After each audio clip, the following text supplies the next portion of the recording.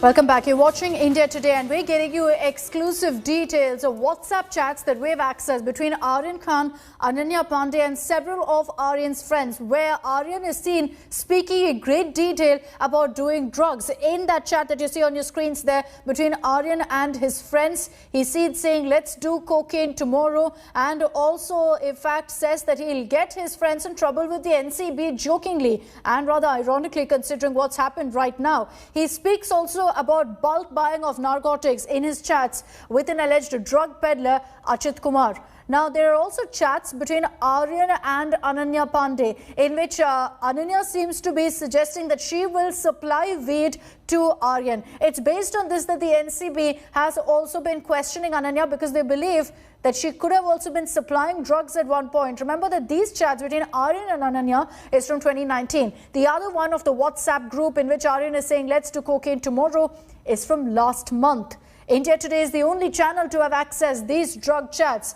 Aryan inquires about weed in his chat with Ananya and says he'll take it from her in secret. Ananya in response says it's in demand. In the second chat India Today is accessed, Ananya says she's in the business. During a discussion on drugs, Aryan asks Ananya if she's brought weed, to which she replies saying she is getting it. The third chat is a group chat where Aryan is talking to two of his friends earlier this year. He's seen saying, let's do cocaine tomorrow, and jokingly adds that he's going to get his friends caught by the NCB. I want to take this across to Arvind Ojha. He has been getting us all the latest details. He accessed these WhatsApp chats for us here on India Today. Arvind, pehle I want to focus on the messages between Aryan Khan and his friends on a WhatsApp group. इस group में Aryan ये भी बोल रहा है कि let's do cocaine tomorrow. क्या इस group में Ananya Pandey भी शामिल थी? जी नहीं, अनन्या पांडे इस ग्रुप में शामिल नहीं है जहां तक हमें जानकारी है, लेकिन कुछ बॉलीवुड सेलिब्रिटीज के जो बच्चे हैं, हमें जो सोर्सेज बता रहे हैं वो शामिल हैं। कुछ ऐसे नाम भी हैं जिनके चैट्स नारकोटिक्स कंट्रोल ब्यूरो को मिले हैं, खासतौर पर आर्यन से उनकी बातचीत हो रही है, लेकिन हम उन नामों का खुलासा नहीं कर सकते क्योंकि अभी तक एनसीबी ने किसी तरह का एक्शन नहीं लिया है। लेकिन हाँ, जिस तरीके के चैट्स एनसीबी के पास है और कुछ चैट हमने एक्सेस किया है वो काफी गंभीर है और काफी चिंता वाली बात है। खासतौर पर बॉलीवुड सेलिब्रिटीज के बच्चों के बीच अगर जो पैडलर है वो पेनिट्रेट करते हैं, तो इस तरह के कई जो चैट्स हैं वो मिले हैं। लेकिन जो ये व्हाट्सएप ग्रुप है, इस ग्रुप में कई लोग ऐसे हैं जो वहां पर मौजूद थे और जिसमें बाकायदा आर्यन लिखते हैं कि let's do cocaine guys tomorrow.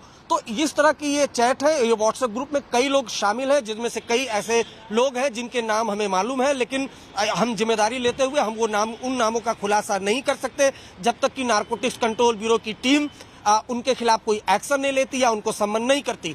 जिनको अरेस्ट किया गया है, जो अक्यूज्ड है, हम सिर्फ उनका नाम ले रहे हैं, जिसमें आर्यन खान है, और जिनको सम्मन किया गया है, जिनको सर्च किया गया है, जिसमें अनन्या पांडे, हम उनका नाम ले रहे हैं, जिसमें अनन्या पांडे और आर्यन का चैट हमने दिखाया। एक व्हाट्सएप ग्रुप है जिसमें कई लोग जुड़े हुए थे, जिसमें आर्यन कहते हैं कि let's do cocaine tomorrow guys, जिसमें एनसीबी के बारे में भी बात हो रही है। तो ये कहीं ना कहीं देखिए, जो एक्शन ले रही है नारकोटिक्स कंट्रोल ब्यूरो की टीम पिछले 2 सालों में, जिस पर लेकर एनसीबी पर कई तरह के आरोप भी लगे हैं और उन आरोपों को लेकर हमने कन्फ्रंट भी किया है कई बार, एक नहीं कई बार किया है समीर वानीखेड़े को, और हमने उनसे सीधा सीधा पूछा है कि आप पर ये आरोप लग रहे हैं कि आप सिर्फ बॉलीवुड सेलिब्रिटीज पर ही अटैक करते हैं, टीवी जो कलाकार हैं उन पर ही अटैक करते हैं, जबकि कई ऐसे ड्रग पैडलर हैं जो खुलेआम मुंबई में घूम रहे हैं, ऐसा जो ऑपोजिशन है उनका आरोप है। तो उन्होंने फिर गिनाना शुरू कर दिया कि हमने 1 साल में 300 एफआईआर दर्ज की है, 150 लोगों को गिरफ्तार किया है, लेकिन सवाल सिर्फ बॉलीवुड सेलिब्रिटीज पर पूछा जाता है।